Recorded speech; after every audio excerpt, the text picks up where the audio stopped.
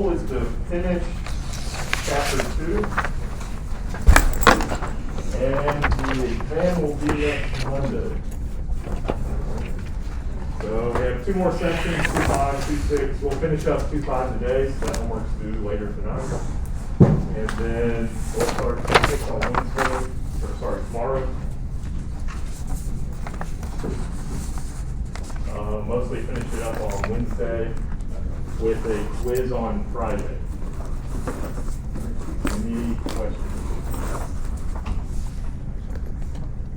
Thankfully, 2.5 and 2.6 are similar in the fact that we're just learning more derivative rules. All right.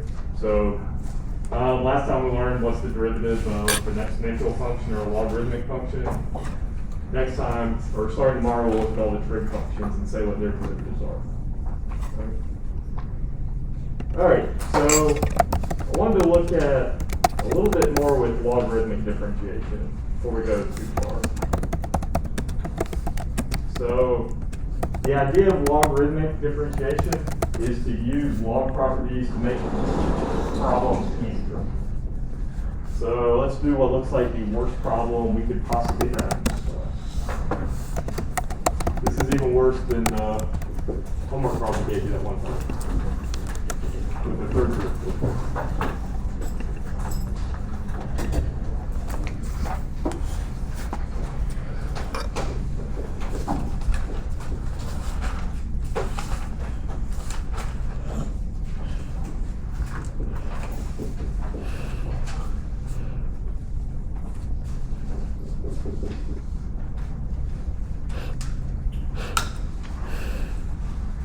All right, so I want to find y prime.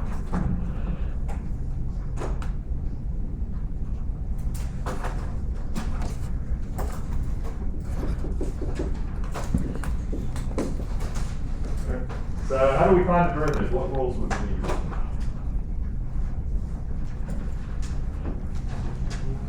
Quotient rule. Product rule. Lots of product rules, lots of chain rules.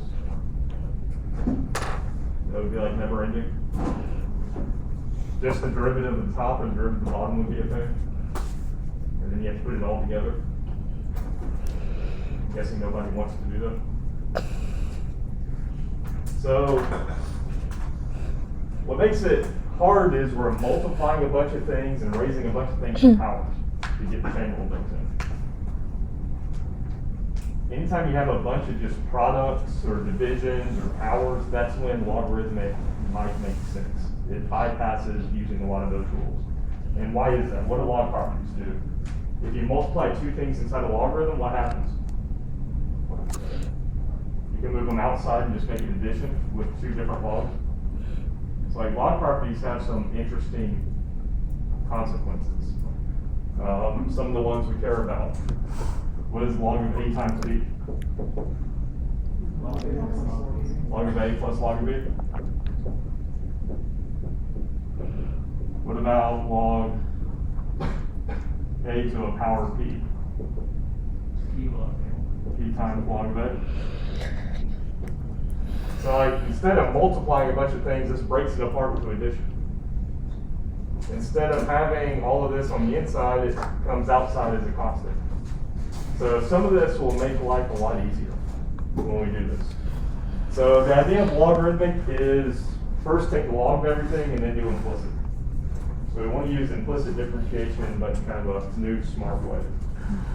So logarithmic says take the log of everything on the left and the log of everything on the right.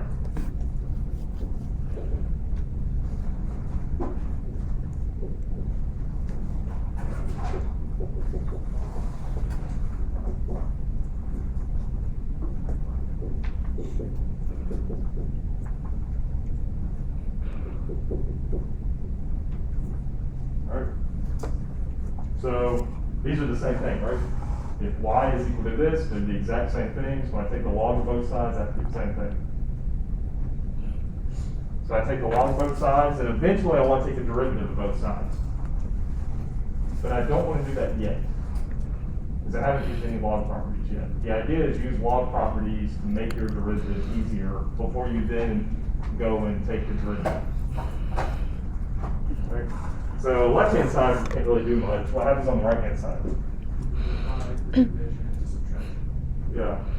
Anytime you have, I didn't write this one, but log of A divided by B is the same as log of A minus log of B. Right? So instead of dividing on the inside, I can subtract on the outside. So this would be the natural log of this first thing. I'm also going to write these as powers. Instead of writing the square root, it's just x plus 1 to the 1/2. So this times x to the 400 times 2x plus 3, 12, minus the log of the bottom.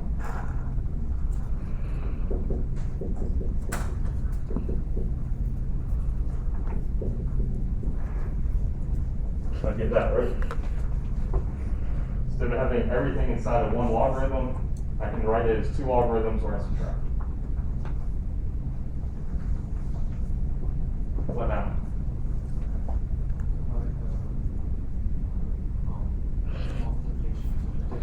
Yeah, but this 1/2 power is for this term only, this 400 powers for this term only. But I have a bunch of things all multiplied, right? So now I can break apart the multiplications.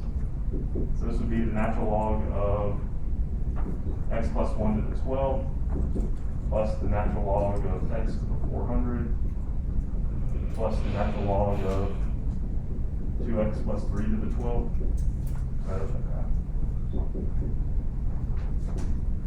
Alright, so that's the first one, right? Instead of multiplying these three things, I can just add three logs. What about the next one? Two things multiplied, I can do the same thing. Right. The big one here is you don't want to drop the negative sign, so it's minus both of these. This would become log of x squared plus 7 to the 1/2 plus log of x minus 1 cubed. I need a minus sign for all that.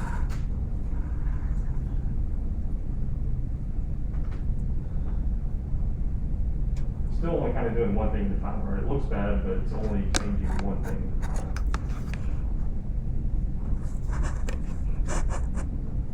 It'll be the last thing I can do.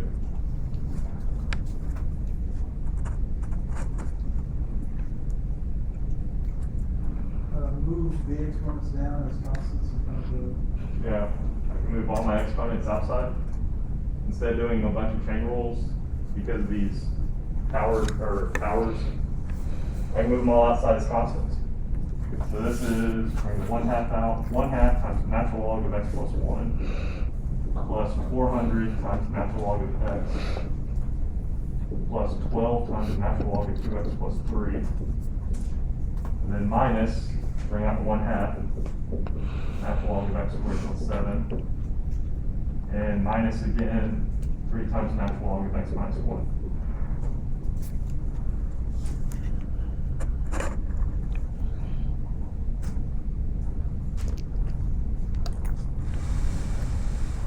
So I had this term where lots of things were happening. And like, taking your derivative of this directly would be horrendous. Right? I mean, that would take forever. But by having a log on the outside, everything that makes this bad just ends up in breaking it apart into just a bunch of small logarithms. So now I have all these small terms added and subtracted. Is the derivative of any one of these really all too bad? Mm-hmm. Kind of like when you had a polynomial, the derivative wasn't bad, you just look at each term, do the power rule.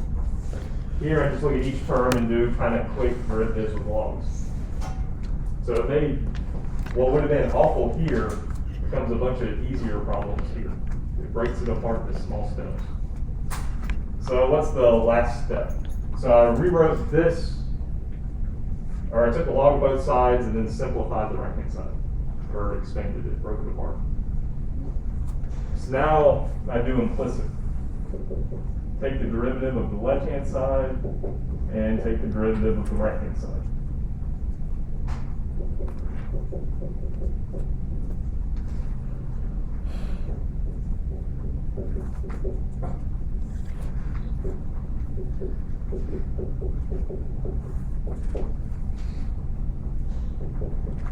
Alright,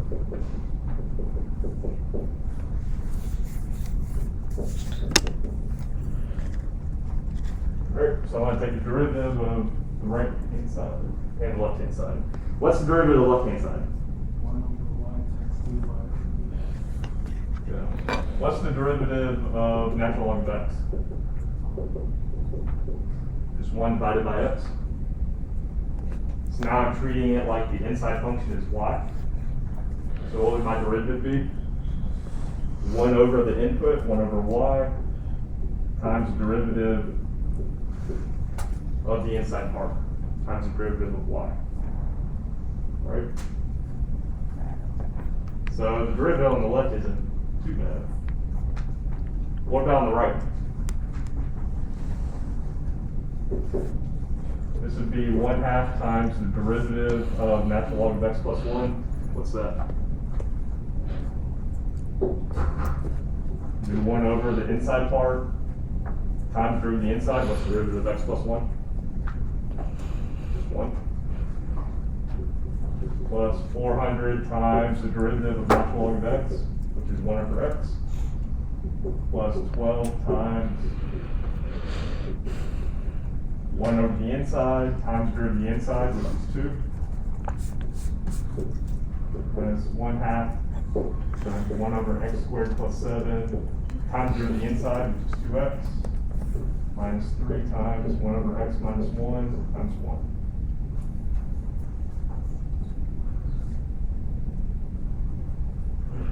So all those, how do you take the derivative of each one of these terms? I use the fact I know the derivative of natural log, and then I do the chain rule. And constants always just come out, right? I don't need to do a product rule, just a constant. So like, none of those were all that bad, were they? Maybe, depends on which one you've done. Yes? So, was this question that you picked, like a worst case scenario shows like all the Yeah, it shows you how awful this could look and how it doesn't play out as awful. Okay, so this wasn't like an average kind of thing that we would be doing throughout this, or the rest of the course, right? Might be 1 or 2 problems in the homework, might be at most 1 problem on a test. But it's not something that's going to come up over and over. Kind of like when you learn the squeeze theorem, you use it once or twice, but you don't use it in every problem. Logarithmic is one that makes certain problems easier, but it's not something you need always. Although if you do like Wolfram Alpha and say find the derivative, a lot of times it does logarithmic in the background. That's why answers look the way they do sometimes. Yeah, and for like tests or something like that, will we ever like have a sheet with some like formulas or like? Yeah, you have to memorize those. Huh? You have to memorize Okay. those, yeah. There's that link that says quick facts on the Canvas page. One of them is a page of just derivative formulas to memorize. Yes? Wouldn't we technically have to have the dy over dx by itself? It is. We're going to get there. Or we will. So any questions so far on how I got to where I am? It was better than what we would have done here. So logarithmic is really, you want to use it as a shortcut when you use it. So derivative of y, I just treat as dy dx. My goal is to find dy dx, right? Find y prime. Y prime, another way to write that is dy dx. So I want to find that value. What'd you do in implicit? You would solve for dy dx, get it by itself. So I do the same thing here. How do I get dy dx by itself? Multiply both sides by y. So I get this is equal to y times all of this.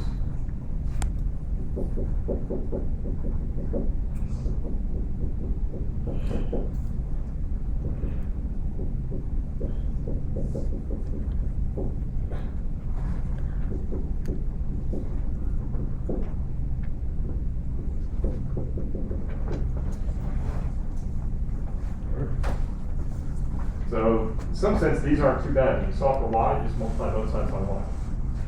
Or when you solve for dy dx. So then what's the very last step? unlike implicit, we knew what y was. Y is equal to this.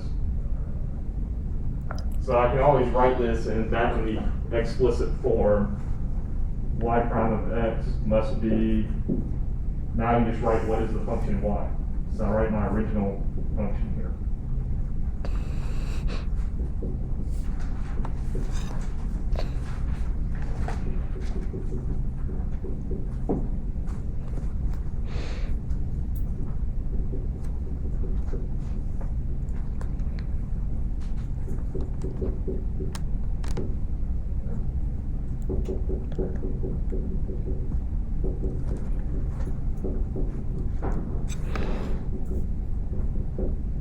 So I just copied back what was in the box here, or the brackets.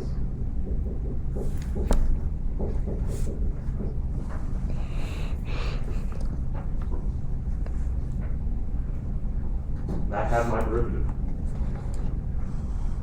I never used a quotient rule or a product rule. I had something that was pretty much only quotients and products, and I never used a quotient rule or product rule. And it's almost a weird looking formula. It says, what is the derivative of this thing? It's the original thing times this, which is not something you would just guess, but in some ways it's kind of elegant. Take your original thing, multiply by this new thing in bracket, and now you have the derivative.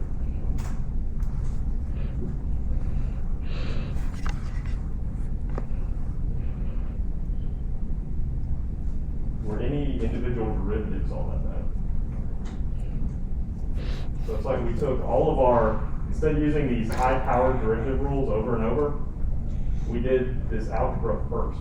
Took the log and now use some log properties. These are purely algebraic ideas. To rewrite everything, to break it apart so they don't have products or quotients or anything anymore. Then it made the derivatives much less work. Yes, I can write a bunch, but really the more you do these, at some point you get to where you can do this in like 2 lines going from here to here. And then yes, there's a lot to keep track of because I had 5 terms. But of those 5 terms, the derivatives of any of them weren't too bad. All right, so it spreads out the work the way you can do small steps. And then put it all together for the end. Any questions on that? And it's meant to look as intimidating as possible. Could have been worse. I could have said do this. It would be like an entire class worth of work and we may or may not finish it. If we tried to do this correctly. Sometimes on a test it won't show up as find this derivative using implicit. Sometimes that problem is directly on the test where we modify the function but it has this form. Another way this shows up is I could have on a test find the derivative of f of x equal to log of x squared times x minus 1 to the 400 divided by e to the 2x times x plus 1. I could have something like this.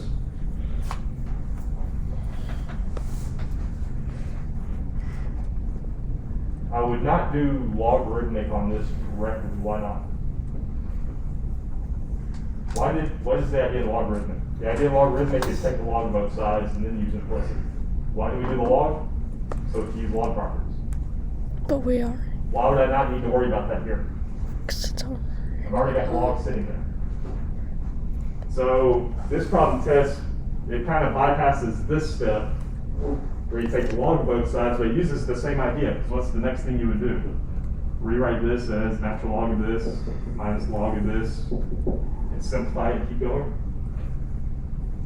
So it's the idea of use log properties to rewrite your problem first. Because otherwise you'd be tempted to say, what's the derivative? 1 over the inside, then times the derivative of the inside part. Do you want to take the derivative of the inside part? Not directly. That would be awful. So instead, this one's kind of set up to check kind of like logarithmic, but without saying, it leaves off the implicit part. It's just use log properties to make your derivative easier. But then our directions are typically just find the derivative. Hopefully you notice you can use long properties.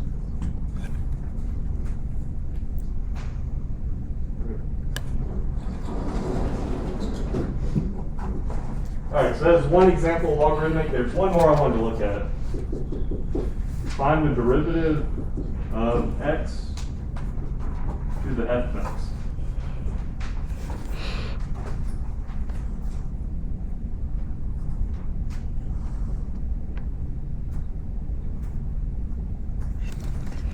Is this a power function? So a power function would be something like x to a constant power p. But we said the power depends on x, right? So it's not a power function because I don't know what f of x is. It's probably not just a constant.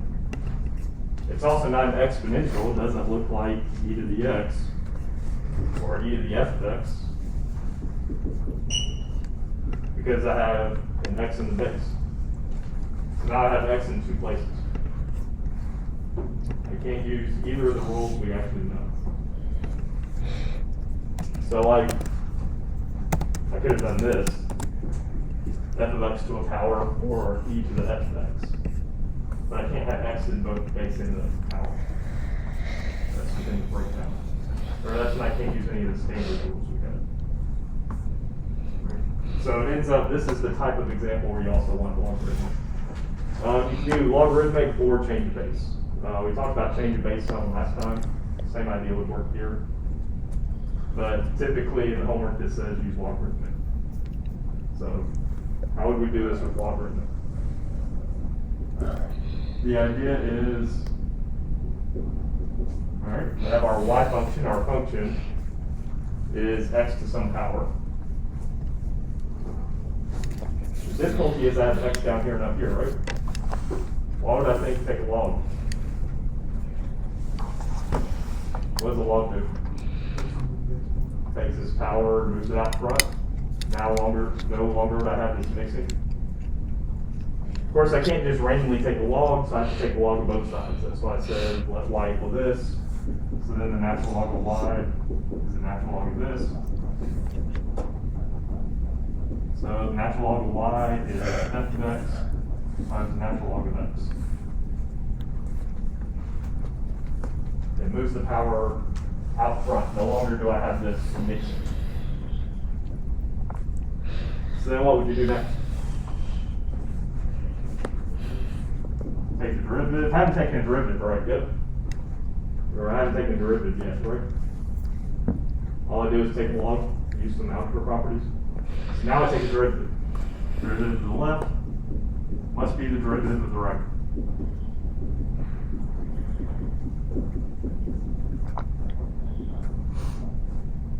So what's the derivative on the left-hand side? Yep. 1 over y dy dx. What's the derivative of the right-hand side? What do I need to use? Product rule. I have something times something else here. I need product rule. So f of x times the derivative of natural log of x plus the derivative of f of x times natural log of x.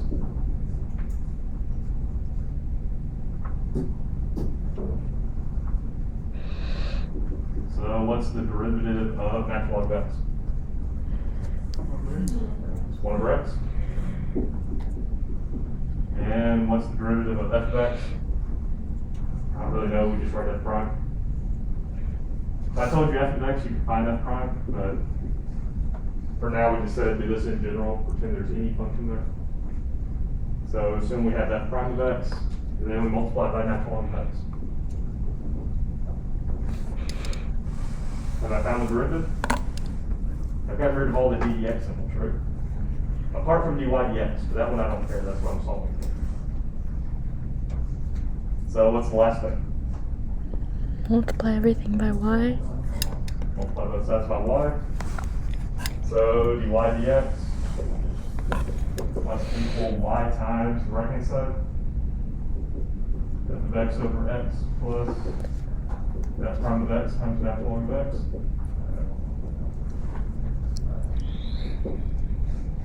And then I kind of introduced this idea of y, so I can get rid of y, right? Y is this. I can put it back in the explicit form. X to the f of x.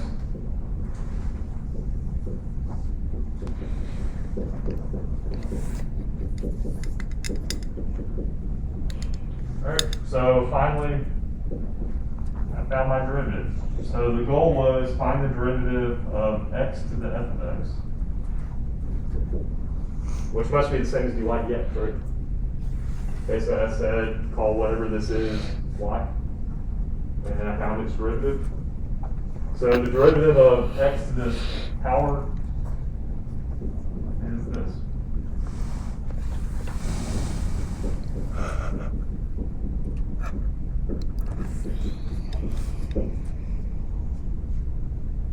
Definitely not a rule you want to memorize. And it doesn't matter what that power is, we found the derivative.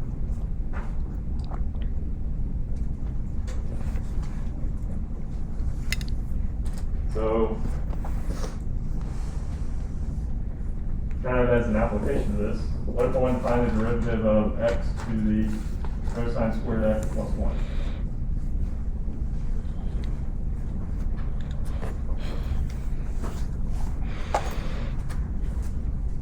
Do I have any work to do?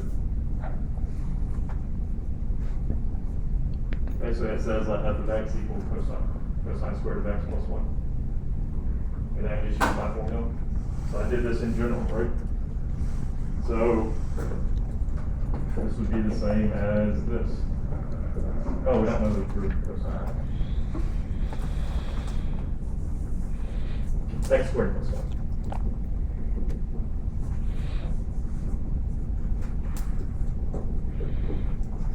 So then what do I get? F of x squared plus 1 over x plus the derivative, which is 2x times natural log of x.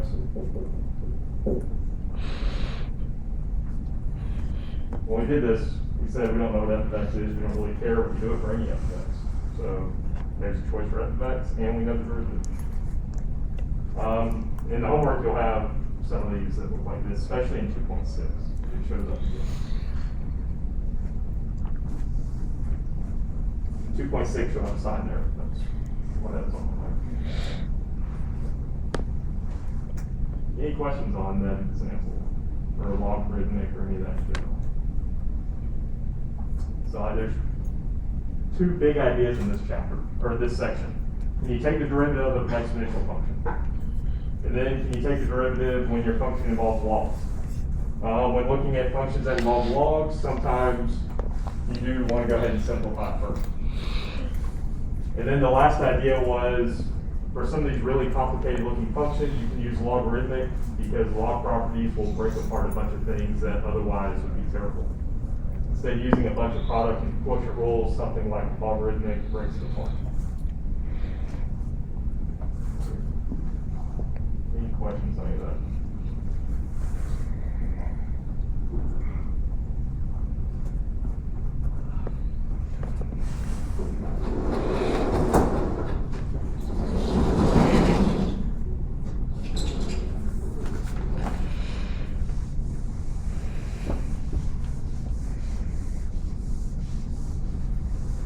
There's one more part of this section that's in the reading. It's not as much in the notes.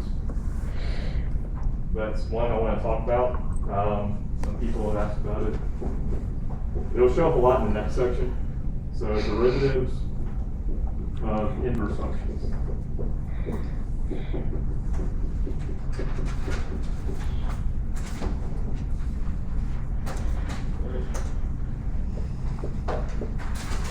So, what do I mean by an inverse function?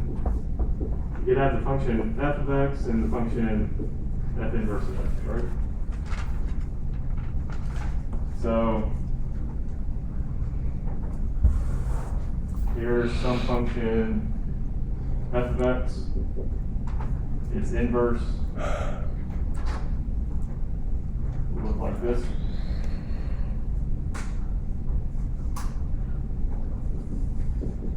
How do you get that? to take the inverse of a function, it's the same as when you reflect it over the line y to x. That's the same as saying flip the xy coordinates.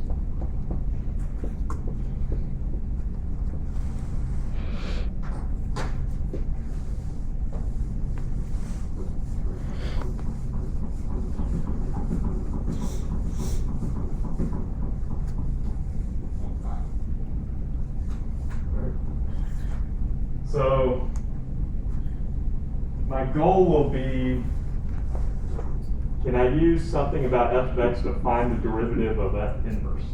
F inverse should be related to f, right, in some way. So I want to kind of answer the question, how are the slopes related to each other? So what does it mean to be an inverse? If I have two things that are inverse to each other, what is this? Y equals x. They have to undo each other, right? X. So like think about x squared and square root of x. They undo each other. Take the square root of x squared, you just get x. If you take log of an exponential, you just get the x part back. They undo each other. So that must be just the input x.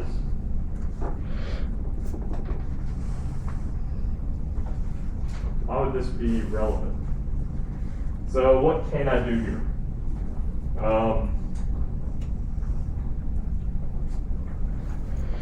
So I'll derive it for you. My idea is I want to somehow find the derivative of f inverse.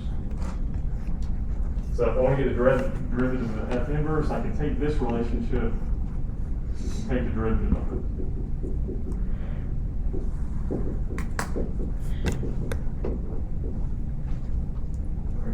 What is the derivative of f? We just write f prime. So think about a chain rule. What would the chain rule say here? Take the derivative of f, you get f prime. But what do I need to plug in? Whatever I had here.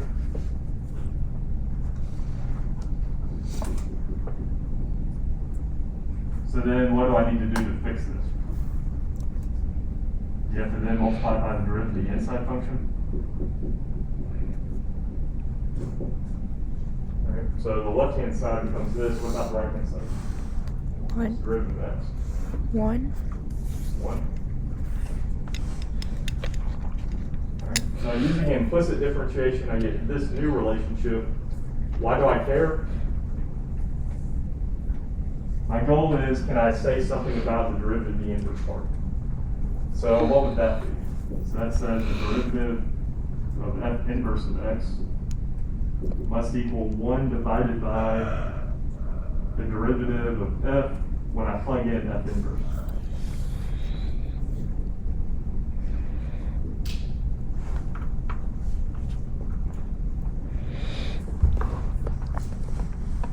What did it do? It took this problem of finding f prime for the inverse part and said, all I need to do is know f prime for the original function f.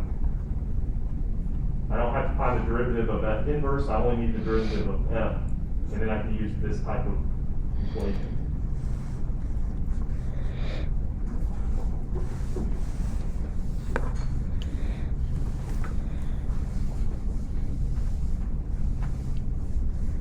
And this equation looks off. So how can we understand it? Let's say I take the point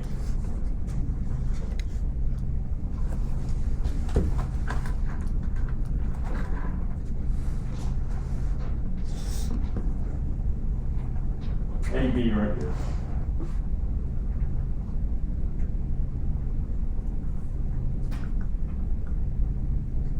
So this is my original function f. You have some slope, right? What point does AB correspond to an f inverse? How do you get f inverse? You flip the xy coordinates.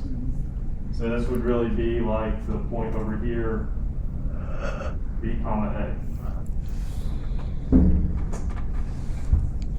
And then what can I do? I can also find the slope here, right?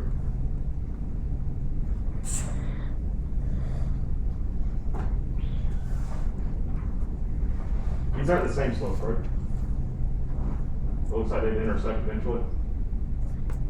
How are they related? If this is slope M,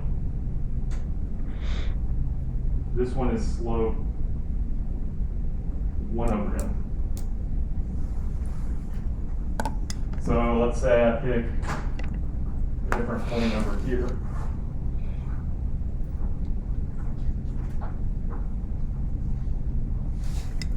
This one, the slope is kind of closer to 0. So whatever point this is, that would correspond to this point down here.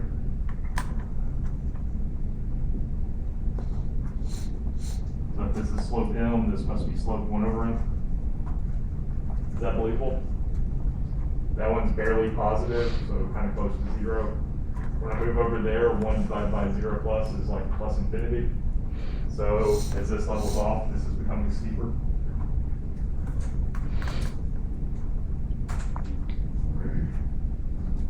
That is actually what this formula is saying. It's kind of hidden in reverse. So F inverse of B, this is like a y coordinate. Or, well, sorry, it's like an x coordinate. And then what do I plug in here? That same x coordinate. It's 1 over the other slope. All right. Why do I have to plug in F inverse? Because that makes sure that instead of looking at the point AB, I'm looking at the point B from A. It's making sure that this relationship makes sense. So it's a relabeling here. It's a little bit hard to read sometimes. But the slope of the inverse is just 1 over the other one. With the one annoyance of, I need to make sure I'm plugging in the right number here. If I'm plugging x into here, I need to plug F inverse of x into F in order for it to make sense. So how can we see this? Let's do an example. The one in this section, F of x is e to the x. So what is the inverse of e to the x? Natural log of x. Right.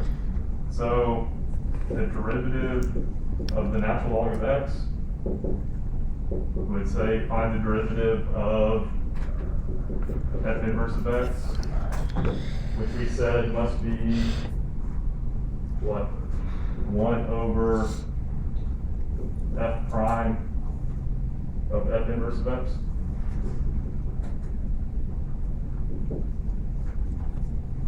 Okay. What is F prime of x?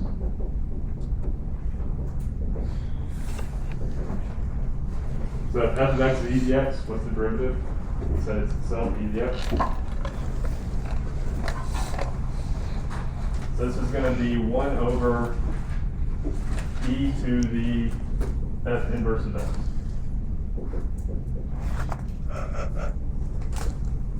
Where we're using, this must be the natural log function. Right. So my slope, or the derivative of natural log of x, must be 1 over e to the natural log of x. What is e to the natural log of x? X. Just x, they undo each other.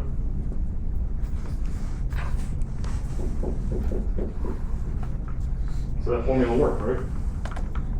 We said the derivative natural log of x is 1 over x. This is how you could actually show it. This formula holds for any function in its inverse. It tells you how to kind of work between the two, how to relate the two to each other. So I want to find the inverse part, the natural log. I only needed the fact that for f of x equal e to the x, the slope is also e to the x. Using this one line here gives me this relationship. I can find the slope of natural log of x because I know the slope of e to the x. That is how this formula works. So, that's another one. Let's say we look at y equal mx plus b. Or f of x equal mx plus b.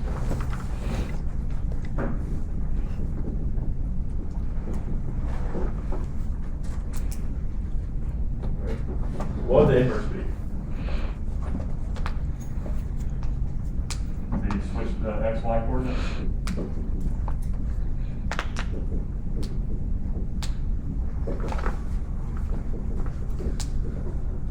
So f inverse of x would equal 1 over m times x minus b divided by m.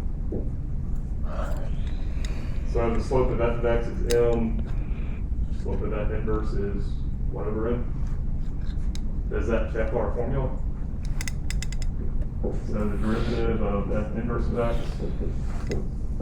must be 1 divided by the original derivative, where I now plug in f inverse of x. So if f of x is this, what is f prime of x?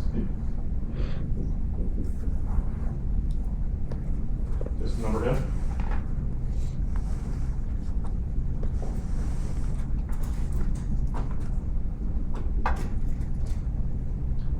If f of x is in x plus b, what's the slope? Just number m. Alright. So then what do I get when I plug in f inverse to f prime? What do I get when I plug anything into f prime? F prime of x is always the number m, right? So this must be 1 over m. Did that check? So if I use just my formula, it says I must get 1 over m. What happened here? If I actually found f inverse, what is my slope? It was 1 over m. Did I even need to find f inverse? I could have told you the slope was 1 over that without ever finding the value. Which is really, I mean, that's because of where this idea is coming from. I have slope m here. This one must be 1 over m. What is the one difficulty? Here I'm at some point a comma b. Here I'm at the point b comma a. Because my xy values flip, that's why I need this extra little margin here. Otherwise, what's the relationship? It's always 1 divided by. It's just the reciprocal.